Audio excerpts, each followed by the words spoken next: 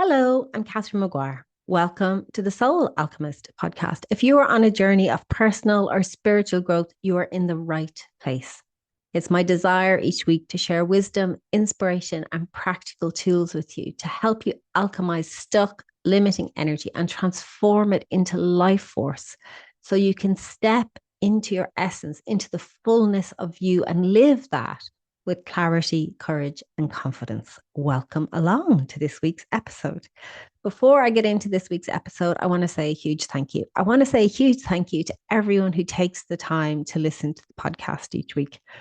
I know your time is precious, and I am so grateful that you choose to spend some of it with me and to step into my world of soul alchemy. So I am super grateful. And I'm really also grateful to everyone who reaches out, emails me, messages me on Instagram or sends me a WhatsApp or comments or asks me a question. I am I'm just blown away and really humbled by the honesty of your sharing. And I don't take it for granted. I really truly appreciate it because you're sharing and let me know where you're at from that honest, tender space allows me to create episodes that I hope really serve you and really serve the other people who are listening to it. So in asking your question or, with your sharing, it really opens up space for alchemy and for healing and for growth. So thank you. Really, really thank you. I truly appreciate it. And this week's podcast is based on one of those sharings. So Fleur got in touch last week. We were talking about holding back and, that holding back and playing small, stopping you from stepping into your potential. And she really shared very honestly with me. And her sharing is so on point for I know so many of you. So I want to kind of unpack that today. But before I get to that, I have an important announcement, which is I am heading to Ireland in a few days. So I'm taking a break for the podcast for a few weeks while I'm traveling and while I'm in Ireland so I can focus on spending time with my family and on my workshop, my Alchemize Your Life workshop that I'm doing in Dublin on the 26th of April. But fear not, there are plenty of podcast episodes there for you to go back to and listen to. And as I say to my soul reading clients all the time, when I do a soul reading for a client, I record it and I send them on the MP3 afterwards. And I say to them, when you feel called, in a week's time, a month's time, 3 months' time, listen back to your soul reading because you will hear things that you didn't hear on the day and it will land in a different way. And I think the podcast is very much like that. Go back, the episode that calls you, if there's an episode, the title or something about it just piques your attention, go back and listen to it because there'll be something in there that you didn't hear before, you didn't metabolize before. So you've plenty to keep you busy while I'm on my travels, or alternatively, come to Dublin on the 26th of April. It's a Sunday morning, 10 a.m. to 1 p.m. I have a beautiful workshop planned. It's 3 hours. The first part of the workshop before the coffee break, we are going to do a beautiful process that will allow you to see yourself in ways you've never seen yourself before. You will see yourself deeply and truly. You will see the challenges you faced and why they were there and what's the meaning and the reason for them, and understand how they can be a source of empowerment and really step into yourself, step into your wisdom, step into your great gifts, step into the essence of you. And then after the coffee break, we're going to go, okay, now that you know who you are, why you're here, what are we going to do that? Where are you going to take this energy? How do you want to blossom? How do you want to grow? How do you want to step forward in the world? So whether you're at a place in your life that your kids are gone, they're reared, and you're wondering, what do I do next? Whether, your life has changed, you're entering a whole new chapter and you think I have more space or I have more freedom or I want to do things differently, whether you're at a place of pivoting in your career and you think, okay, I'm done with this part of my career, I want to change and do something else, or whether you feel that, yeah, there's just more in there, there's more in the tank, I haven't really fully given myself to the fullness of me, to my potential, to my dreams, and I don't want to leave this world without doing that. This is the place for you. Come along. We'll be in Wicklow Street, 10 a.m. to 1 p.m. on the 26th of April. It's going to be a really beautiful day, morning, empowering, joyful, really joyful and fun, but potent and transformative. I'll put the registration link below. And yeah, I'd love to see it and I'd love to meet you in person. So that's Alchemize Your Life on the 26th of April. All right, let's get on with Fleur's sharing. So Fleur messaged and she said, I don't really know if I'm living my full potential, but I do feel I'm breaking free of old patterns and thoughts slowly.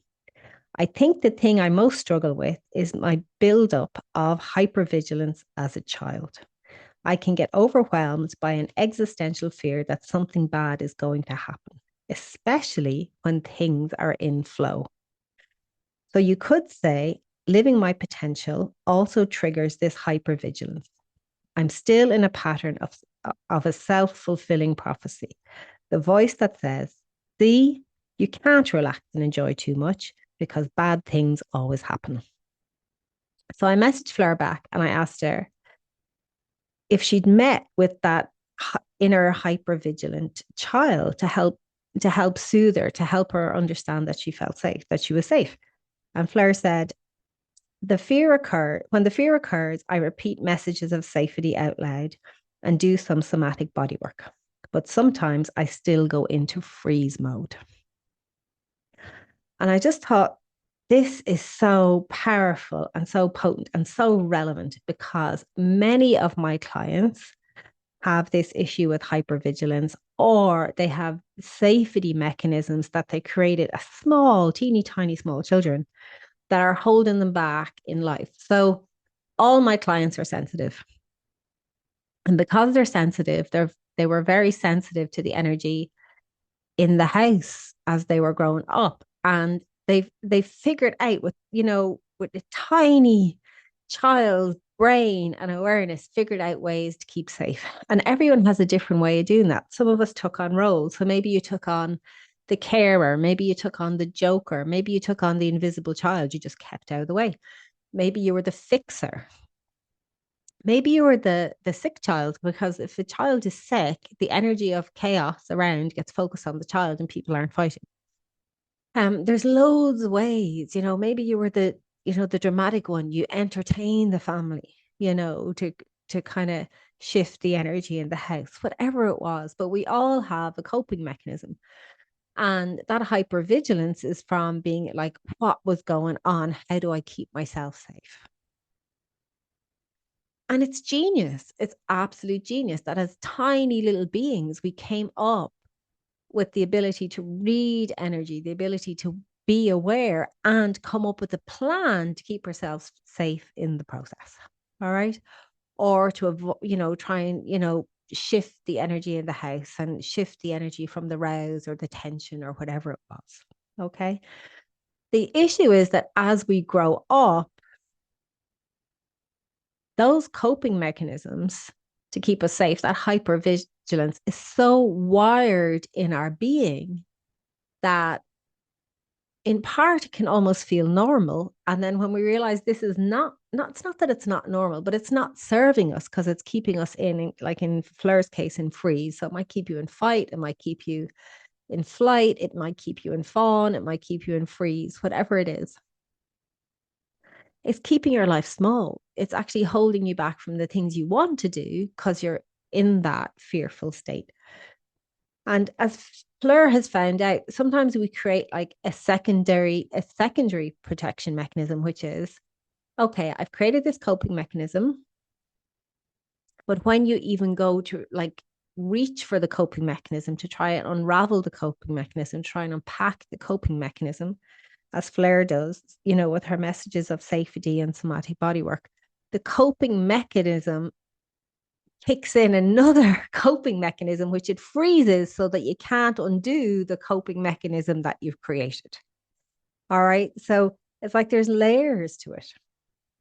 So, what I want to kind of invite you to today is to think about, how does that play out in your life? Because if you are sensitive, and chances are, if you're listening to this work or to this podcast, you are sensitive. What's your coping mechanism? So that might play out as what? That might play out, maybe you freeze, maybe you take off, you take flight, Maybe you fawn. So you go into the way of trying to please, Um, sometimes coping mechanisms can be a tantrum. So like all the energy goes to the tantrum, but that tantrum creates kind of a, a kind of armor where like you're tucked in behind the tantrum. Sometimes it can be addiction for some people. You just get off your head. There's different ways your coping mechanism plays out. Escapism, maybe you get lost in your thoughts, maybe you get lost in books, maybe you got lost in music, whatever it is. But there's a way that you've created to keep yourself safe. Okay. And if we know our coping mechanism, then we recognize it when it shows up. And we also know, okay, here's an opportunity for growth.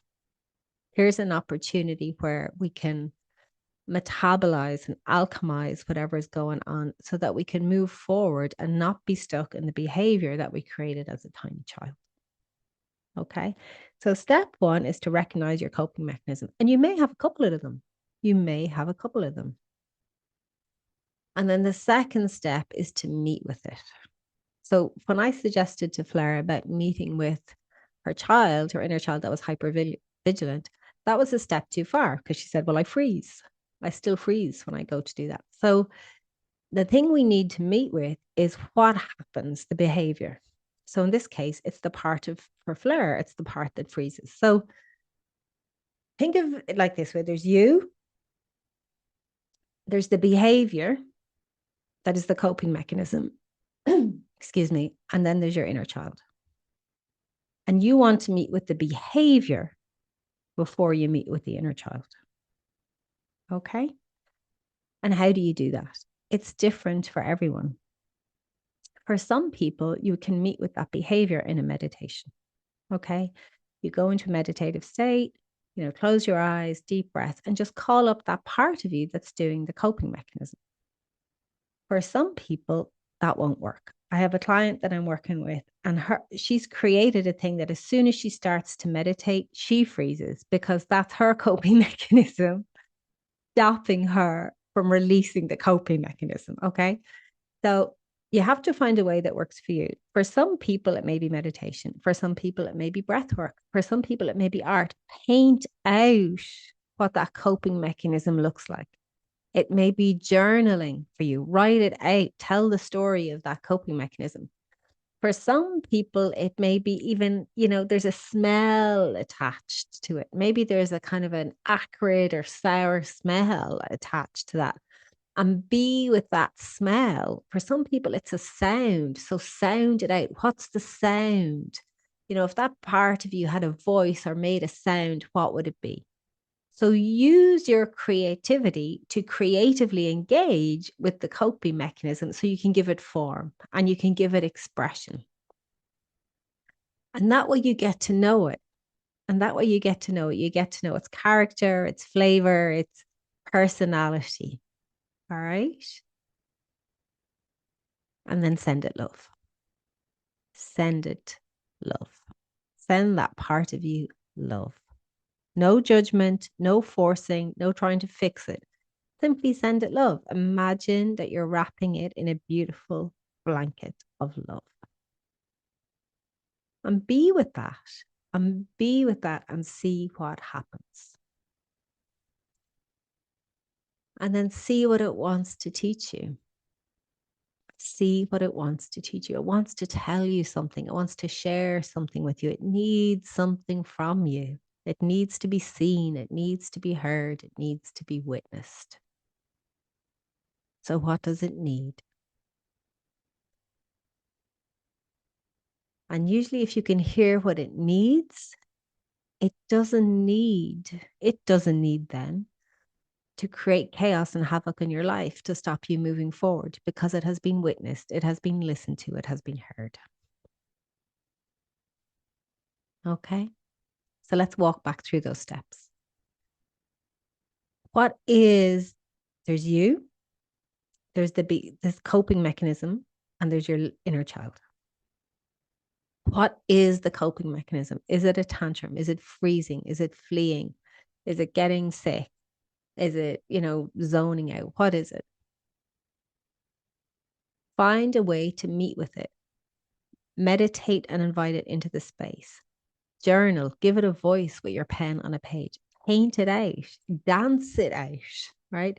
Give it voice, whatever it is, meet with it in some way that allows you to feel into the energy of it, the personality of it. Then when you do that, offer it love. Imagine you're wrapping it in a blanket of love. Tell it, I love you. Tell it, thank you for keeping me safe. And then see what happens. Usually that changes the energy, but you can't do it from a place of forcing. You can't wrap it in love because you want to force it to be different. You wrap it in love because it's hurting and you want to offer it love. And then ask it, what is it? What is it that needs to be seen or witnessed or heard? What does it want you to know?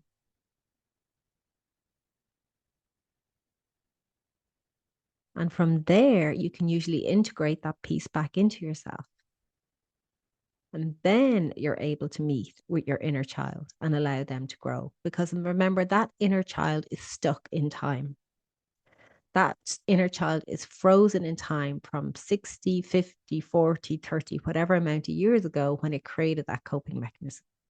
So once you can integrate the coping mechanism and actually meet your inner child again in meditation, in dance, in paint, in colors, in journaling, in sound, once you can meet them, it then creates space where they can grow and they can grow into the adult they were put here to become without activating the coping mechanism that is keeping them stuck and frozen in time.